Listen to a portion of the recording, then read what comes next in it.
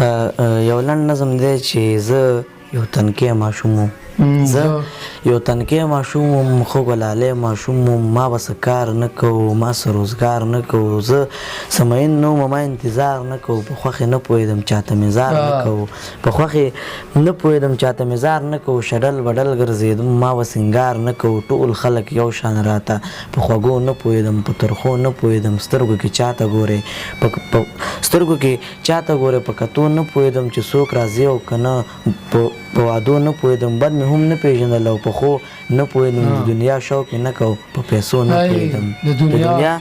شوق مې نه کوو په پیسو نه پوهېدم، ټګي فریب څنګه وي په دوکو نه پوهېدم، شپږ یا پنځه ماشومان ټول واړه ماشومان، موږ به کولې لوبې، موږ خوښولې لوبې، موږ به د خړو خاورو خړ خړ کورونه جوړ کړل، موږ به د خړو خاورو وړکي غرونه جوړ کړل،